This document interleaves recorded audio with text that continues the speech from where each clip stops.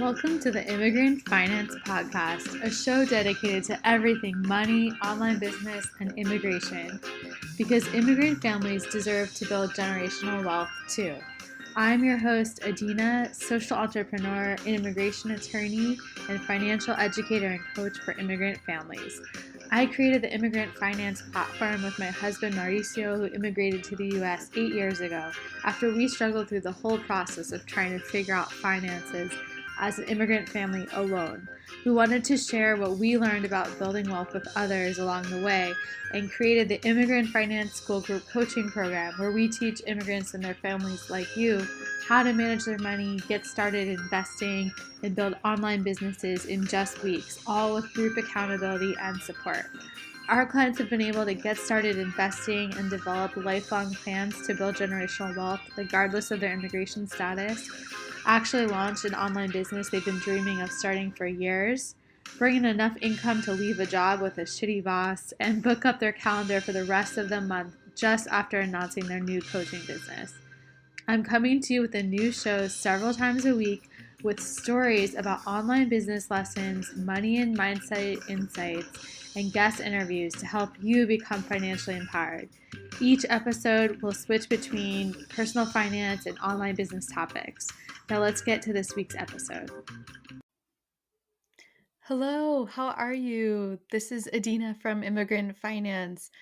I am recording this episode for the Immigrant Finance Podcast straight up on audio. It feels really good. I'm really excited to be doing this. The past many episodes I've been recording, I've been playing around with recording while live streaming on video in our Facebook group, Immigrant Finance Building Generational Wealth for Immigrant Families. And that's been really, really fun to experiment with and combine with video and engage with many of you live while I'm recording. I'm definitely going to keep doing that, but wanted to do just an audio recording today for a lot of reasons I'll describe. Basically, life's been really, really crazy. And it just feels really good because when I first started the podcast in, I believe it was December 2020, wow, it's been almost a year. I'm realizing we're going to have to celebrate that. When I started, it was just audio recordings for a long time. And yeah, it's reminding me of that. It feels really nice. So I hope you're all doing really well. I hope you're having a good day as you listen to this episode. And we're going to be talking about 3 steps you can take to buy a house. And that's part of why things have been so crazy. We actually just bought our second home, and we're in the process of selling our first home.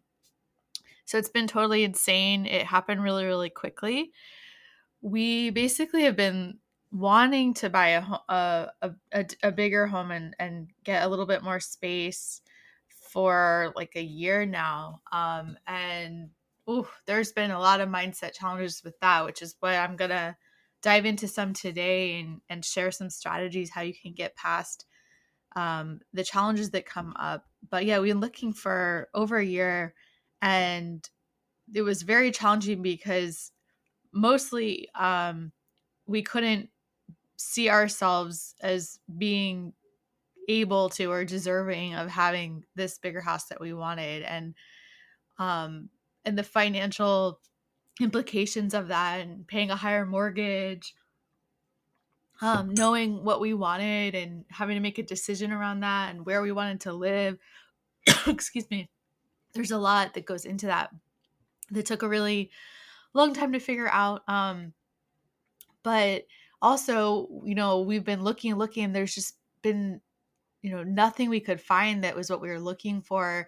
We live in the Washington, D.C. area, and the housing market here has been super, super hot during the pandemic. Even before the pandemic, it was always really competitive to buy property in this area. And during the pandemic, it got insane. And so, yeah, like even if we found something we liked, it would be already sold by the time we wanted to go look at it.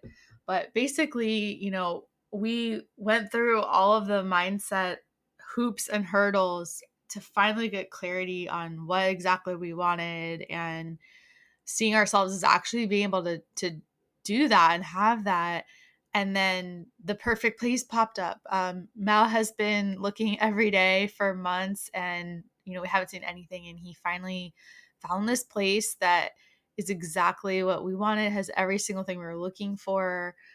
So it went on the market on my birthday, November 4th, on a Thursday, and we were on a little mini trip out in Western Virginia in like kind of wine country, vineyard area, nature, which we really needed. I was having kind of some ego battles recently that I just needed to have a little vacation and be more in nature and reconnect. And that really jump started things. Just sometimes getting out of your environment, and being somewhere where you can reevaluate. That was really, really helpful for me. And like that same day, Mao found this place, and we were just like, wow, this is exactly what we're looking for. Every single thing each of us wanted, it checked the box. And it was in an area that we were not looking in or expecting to look. At this point, he had started searching in the entire Washington, D.C. metro area, which is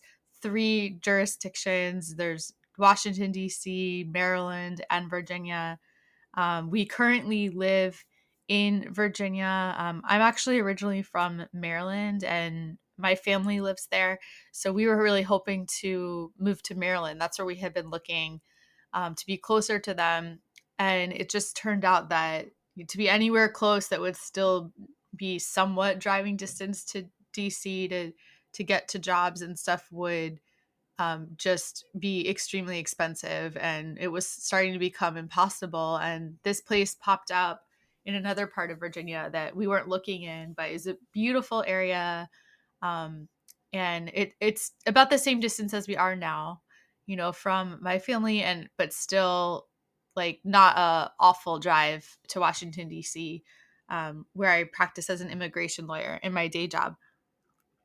So we're super excited, and I wanted to share a little bit more about the story of that and some lessons learned to help those of you who are looking to buy a house, or if you own a home already and want to upgrade to a home, what you can have in mind, some learning lessons. Oh, there is so much to cover. I may have to do several episodes on this. I mean, I was thinking of all the things I wanted to cover, and I could do a whole episode just on like the process of the pre-inspection and the making the offer and how to make a competitive offer and all of that. But we will have to save that for another day. And I'll start at the beginning and see where this goes. So before, I jump in a little more, for those of you who are new to listening to the podcast, welcome. I'm so happy to have you here and be part of this amazing community, whether you are an immigrant or a family member of an immigrant or an ally of immigrants. We appreciate your support of this community and, contributing to this vision that more immigrants should be able to be financially strong and powerful, and be building wealth. And when it comes to buying a house, this is really one of the number one financial goals of so many of our students and people in this community that I talk to, and certainly ours as well. And I think it comes from that American dream. The idea of being able to actually own land and property is one of the number one ways of building wealth in many countries, particularly where investing in the stock market isn't that common. And so that's already in a lot of people's minds from their home countries as a way to be building more stability and wealth. And then also, when you think of immigrants coming to this country, buying a home is just such a big theme. And I think I can say from our own personal experience, seeing my husband Mao go through this, who is an immigrant, I think I've seen for him, it just helps him feel rooted. It helps him feel like he belongs here.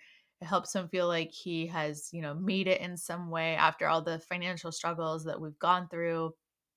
When he first came here, he was literally renting out a room in the basement of this lady's house that was like next to the what's it called, like the heat pump, or the oil radiator, I forget what it's called, in like a closet.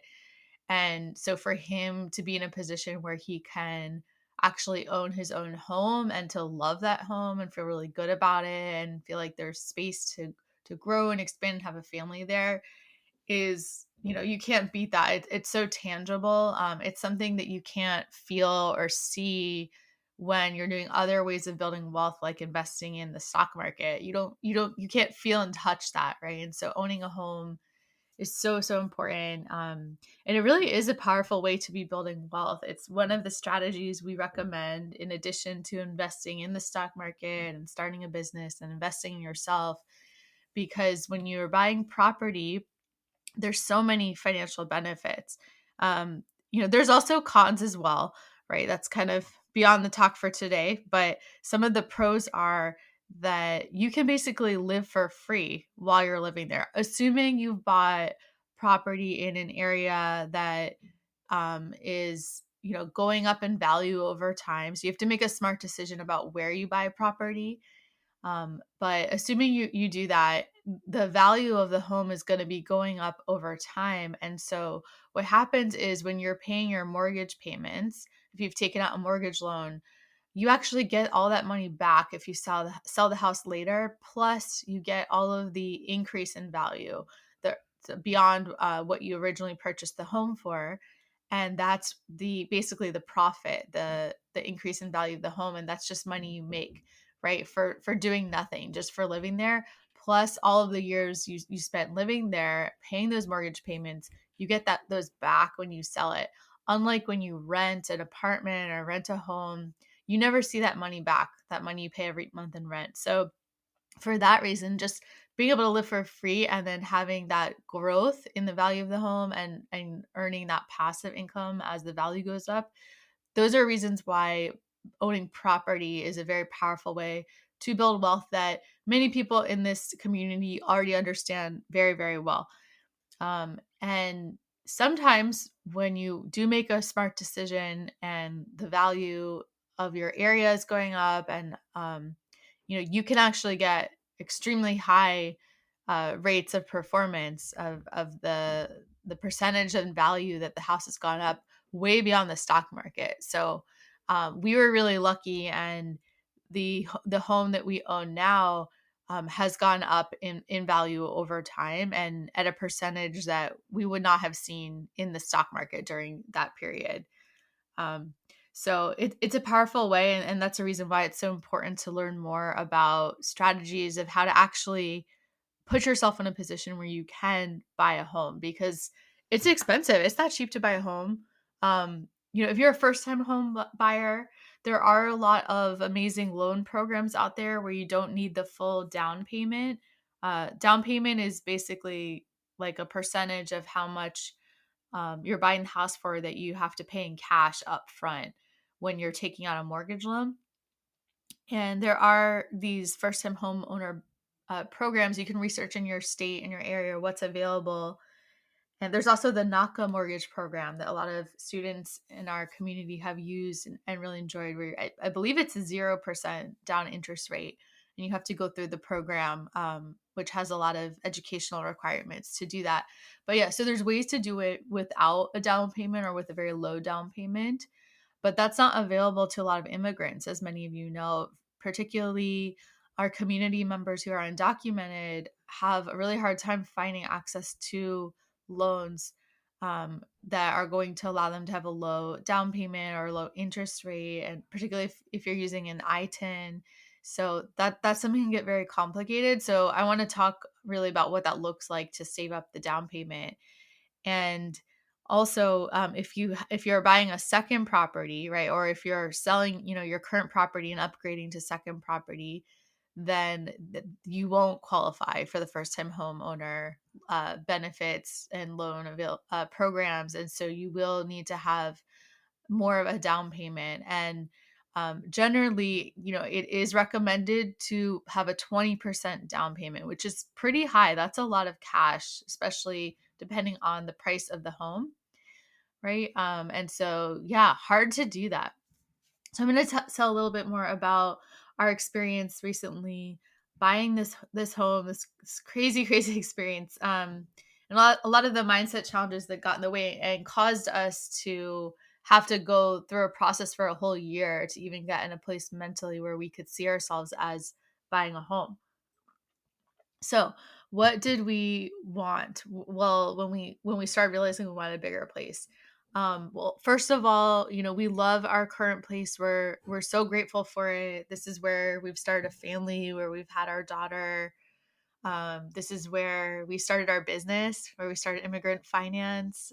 It's where we were able to have more nature for the first time, because when we bought our current place, um, it was the first time we moved outside of the city. We had been living in Washington, D.C. before. And at the time, we're really craving just having some trees around and having a little bit more of a community feel, a little bit more space, slower pace, right? So being in this place has been such a pleasure that we're so grateful for. However, as our daughter gets older, she just turned 2. We are getting to a place where it's feeling really small. Her toys are everywhere. We don't have any room if we were to have another child at some point. We really want to get a dog for her. She loves dogs. She's absolutely obsessed with them. It's so cute. Whenever we go on a walk, there's a lot of dogs in our neighborhood. She'll stop and want to pet and see every single one and talk to them, and it would just make her so happy to have our own dog. So that's something we really want, and we don't have a backyard, so we don't feel like we can really do that in our current place. um I also really want an office. I'm dying for an office, you all. It has been I sound so spoiled saying this, but I've been working in our basement that has no windows and no light, and I'm just one of those people that really needs sunlight. It really affects my mood. I probably have that seasonal affective depression or disorder or whatever that people have, where you can get kind of depressed when you don't have sunlight. So I have been trying with all of my might to be positive and keep creating content for this amazing community and sharing inspiration. But I have so much more to give you all. I have so much more that I know is going to come when I just have a window. So that's been a really big priority for me as well in our next place, to be able to have my own office that has a window, that's not in a basement with no windows. So that's been a big goal as well. And I'm such a creative person. I want to feel really good in where I'm creating. That's really important to me, and I want to feel inspired so that I can keep hopefully inspiring you all and inspire you more, and share more lessons learned from our experience and from the experiences of other people in our community and our supporters that can help lift up this amazing immigrant finance community. So, despite having all those desires of what we wanted in a house, I personally felt really, really mentally stuck for a long time. And I know Mel has too, in different ways, but I will speak more to my experience. Um, so yeah, I mean, I could not see myself as someone who could have a bigger place. Like I really think it came down to not feeling worthy and deserving of it, even though that was something I wanted, and we wanted as a family. I just had such limiting beliefs and such a mental block about what was possible and available to us that I just assumed it wasn't an option. And I couldn't, for many, many months, I couldn't even get myself to a place of looking at the numbers and finding a way to make it work and looking at loan options, because I just had this story in my head that that this was not available for us. And this is the same story that has played out in other financial um, growth areas we've had. It was the same thing that happened when we started budgeting. I didn't see myself as someone who could be good at money and math and numbers. It was the same thing that happened when we started investing. It was very difficult to believe we could become not only beginning investors, but eventually advanced and sophisticated investors, and to see ourselves that way. Same thing with starting a business, so many mental hurdles to that. I've worked in nonprofits for about 15 years. So I had never ever worked in a business before, and that was really challenging to imagine as well. And I had to work through that for years with several coaches and mentors I worked with to finally get immigrant finance off the ground and move it, out from just an idea. And so this happened with the house too. And I remember this one night we had where Mao just kept saying, he was really ready for a long time. This is actually kind of our dynamic. Often we're like, he'll be ready for the next thing and talk about it and get excited and be like, we'll do it. I'll kind of freak out because I'm thinking of all the practical of what that takes. And I'll resist and not be ready for a long time. And then I'll go through my whole process, which usually requires having to figure out how it would actually work after the mindset work. And then I'll be ready. And then it's starting to become real. And then he freaks out and he's like, oh my God, I'm not ready. It was the same thing with having a child. Yeah. Just a side note. But so we got to a point where, Mal was definitely ready. And I'll never forget this conversation we had one night in our kitchen where he's just like, let's do it. We're gonna be so much happier. We really want this, all of that. And I just freaked out. And I was like, I mentally cannot handle this right now. Like, I am so overwhelmed just trying to manage being an immigration lawyer and being a mom and teaching in immigrant finance and creating content and growing it was way too much. And I was just like, I can't, my brain literally can't. And I know that's something that comes up for a lot of you I connect with when it comes to your finances too, when your brain just feels so overwhelmed and you're just not even ready to see yourself as someone who could be financially strong, who could be an investor, who could be starting a business. You're like at the beginning of that mindset phase. And that's exactly where I was for a really long time. It was just something I could not handle. And I just had to be like, I need you to give me time. I can't. And he understood. And he's like, okay, I'm going to start talking about it. And this was also around the time or before or after, I can't remember, when he had left his job, in that during really like height of pandemic to take care of our daughter. And so it was stressful financially. And I've talked about in other episodes, I went through several months after that, even though that was like a decision we wanted to make and that was best for our family. Just the loss of a paycheck just freaked my brain out because our brains are taught, so much that we need to have a paycheck and that's what stability is, even if it's not actually true, even if we have, more options and perhaps more financial opportunities, if he has more time, available to work on immigrant finance, for example. So yeah, I wasn't ready. And eventually over several months, when I started to feel a little more space to think about it and process it and think about what that would mean to buy a bigger house, ultimately I had to realize that we had to start seeing ourselves as people who could have a house we wanted, who could have a house that could fit a family, who could have a house that could have a dog and a backyard, and that could be possible for us and that we were worthy of that.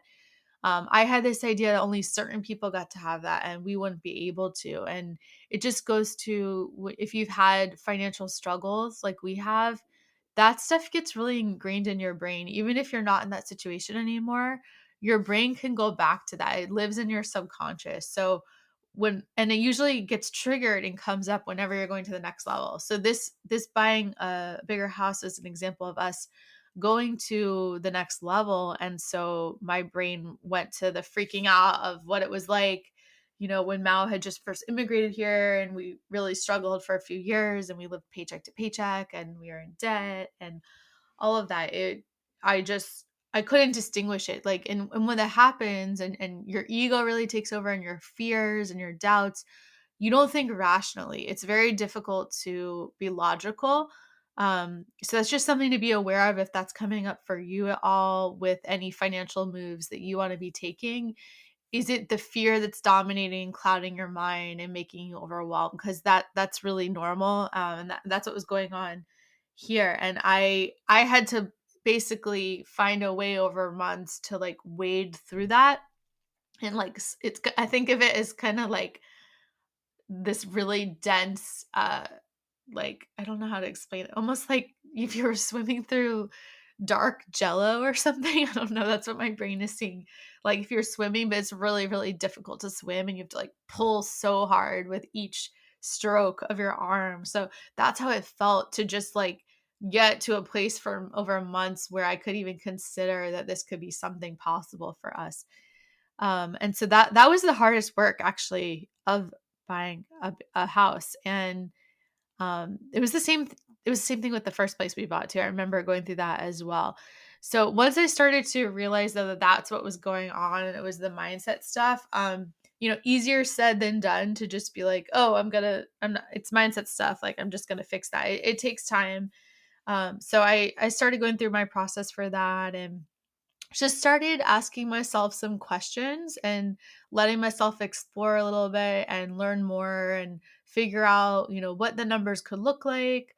And basically start focusing more on the practical than the fear and not letting myself freak out because I was just exploring. And I always tell this to my business coaching students that when you're starting a business, for example, everything comes down to math and drama. Everything is math and drama. Like if you were to, have that discipline and control over your brain, and just focus on doing what you need to do and taking the steps you need to take that will add up to you starting and growing your business, that's literally just math. It's like, okay, the more people you reach out to and connect with and tell about your offer, the more likely you're going to find some clients who are the right fit for you to work with, right? It's just math. The problem is the drama takes over and the insecurities and the imposter syndrome and the perfectionism and the fear and the doubts, all of that. And it's the same thing with any time you're up leveling in any area of your life and any financial growth areas that you're going through where the drama can take over. So I tried to slowly climb back toward the math.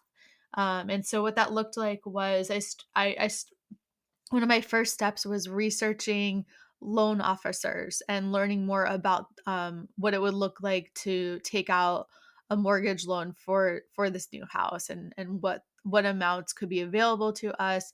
That process actually took several months because I wanted to find someone that was recommended, and then we had to have multiple conversations, send them all our financials, gather all our financial documents.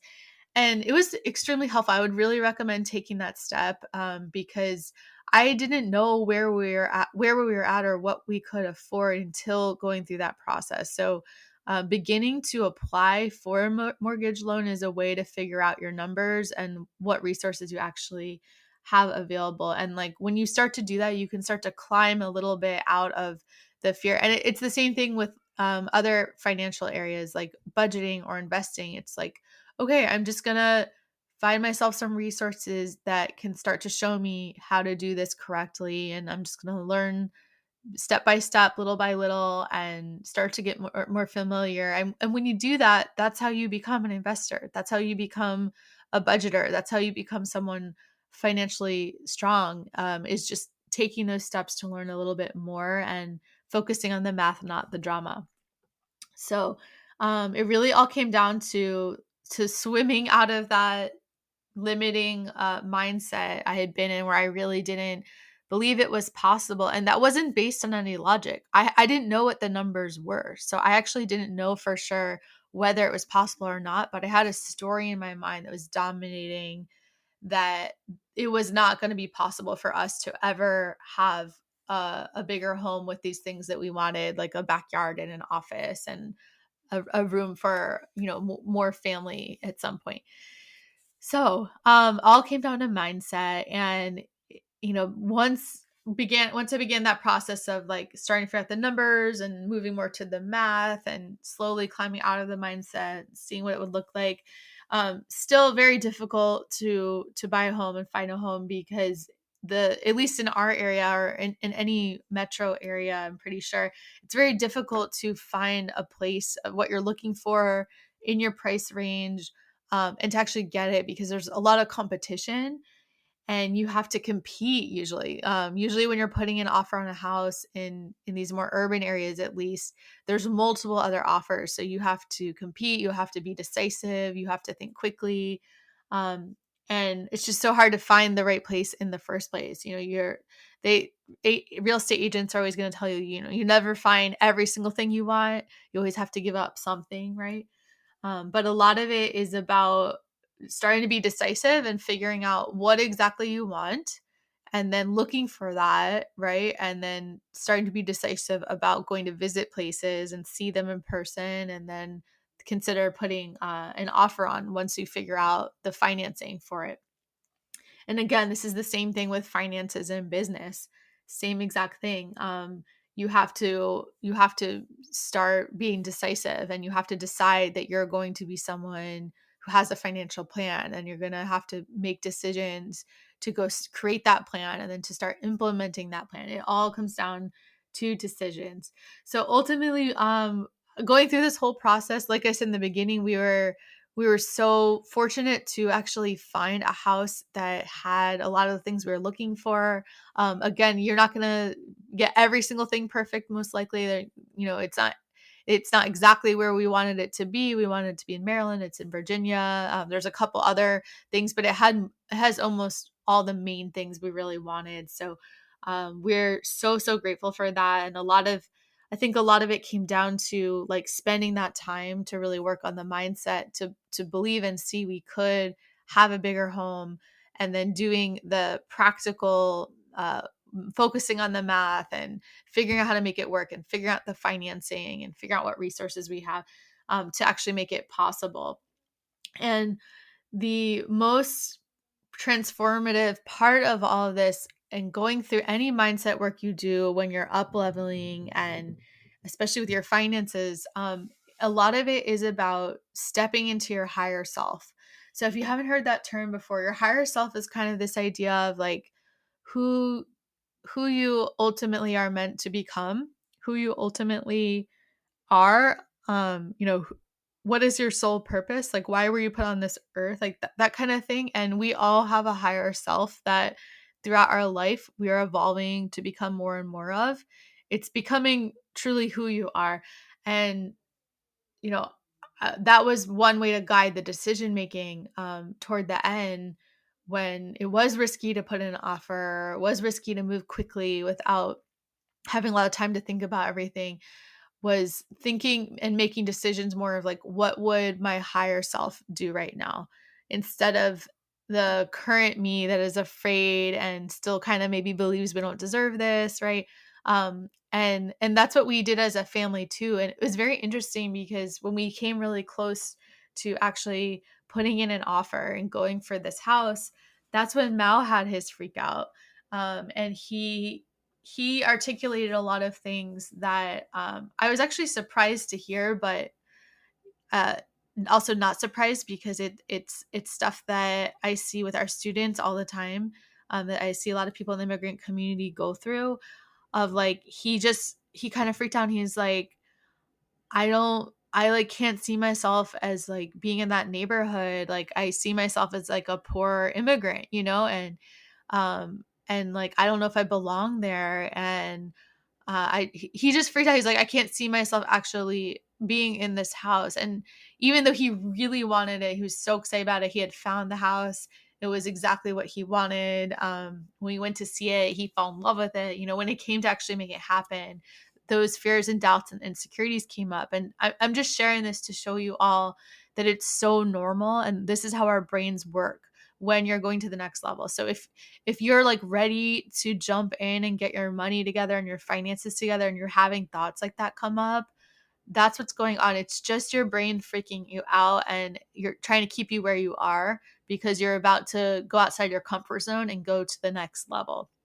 There's a name for it, actually. Some people call it the kickback. Like right before you go to the next level, you have a big kickback where you freak out, and you think it's not possible. And that's actually when most people give up. But if you just stick with it and don't give up, and then push yourself to go a little out of your comfort zone, that's when you can have major growth happen, major opportunities. That's how wealth gets built. So think about, what is it that you are what stage are you at right now? What's the next thing that you want to be doing to take your finances to the next level? And is that coming up for you? And recognize it. That's just the kickback. You're about to go to the next level. And I've seen this with so many of our students, and it's amazing and so powerful and so inspiring um, when they decide to keep going forward. And then that's when major growth happens. That's how our student Yasmin started a really successful cleaning business where she was able to leave her job at Subway, for example. That's where a lot of our students have gotten over the fear, or they still have the fear. The fear doesn't go away, but they've taken action despite the fear to go open that investment account, even though they're freaking out about it and they're the first in their families and everyone in their family is scared and telling them that that's like gambling, right? And they go and do it anyway, and then they become the leader in their family, and then they teach their families, and then all their family members, they help open investment accounts, and then everyone starts investing, and then the family starts actually building generational wealth.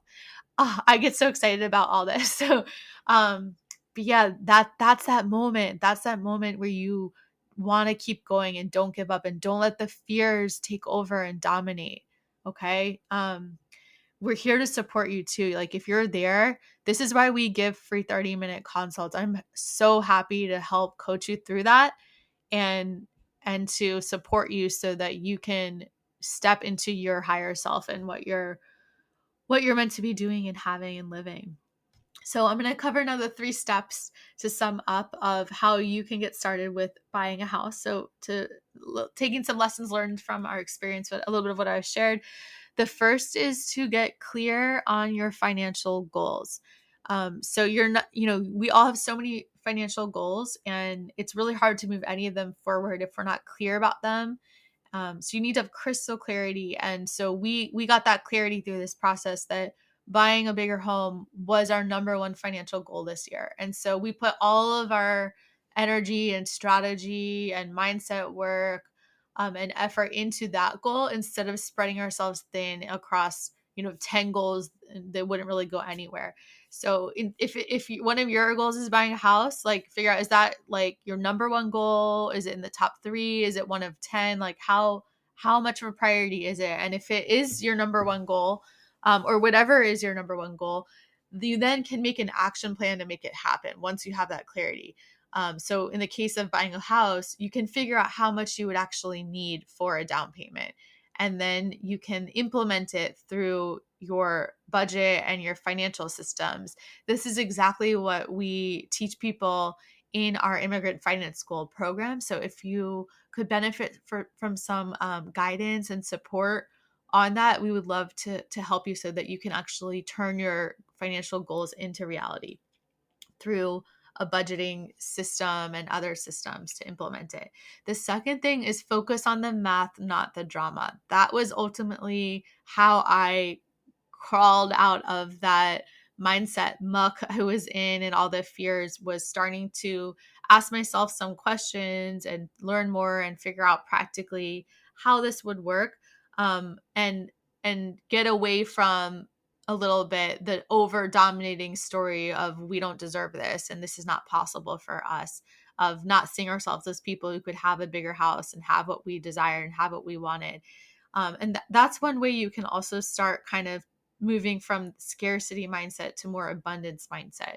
Because when I was just focused in the drama, it was all scarcity. It was all about how we can't afford it and how we never would be able to. And we are all meant to be abundant. And so much of it is the mindset work to put yourself in a place where you can start to make decisions more from your abundance instead of your scarcity. And that allowed us to start looking at what loans could be available to us and what resources we had available, and then figuring out the gap between what was available for this down payment to buy a bigger house and what we actually needed, what was missing. And then we could build a plan on how to make up the difference, and how to get super laser focused on that.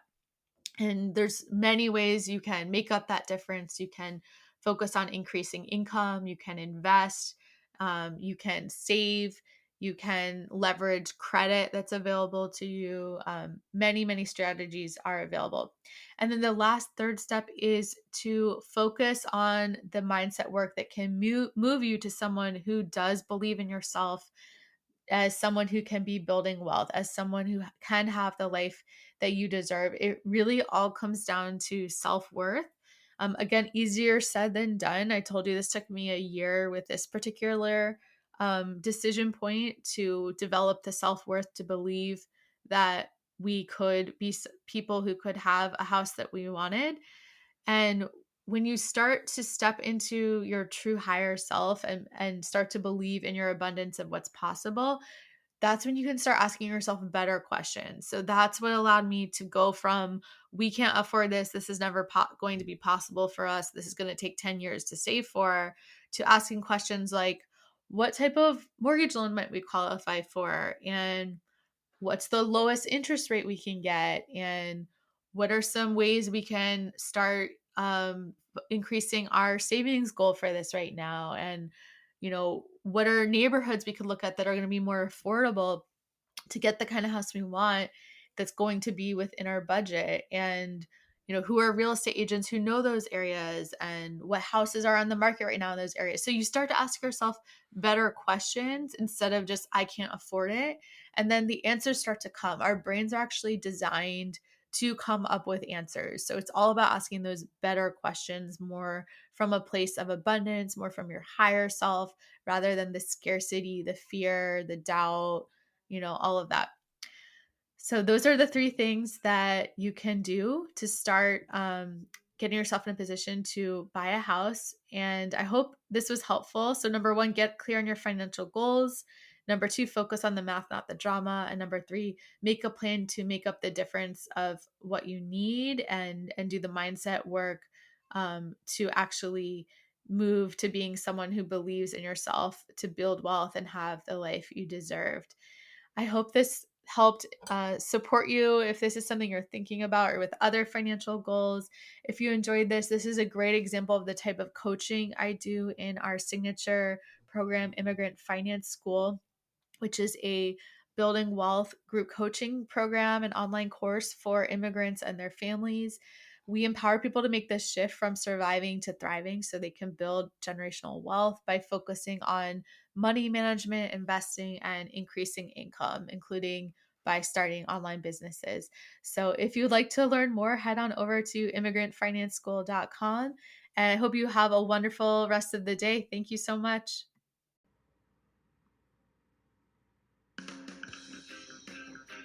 Thanks so much for listening to the Immigrant Finance Show. Make sure to subscribe to the podcast if you haven't done so already, and leave us a review so we can reach more people to help. Also, did you know we started a free Facebook group for immigrant families who want to build generational wealth? We're doing free monthly trainings covering everything from investing to online business. Plus, you will be in there with a network of other inspiring members of our community. Make sure to join us at facebook.com/groups/immigrantfinance, and we'll see you there.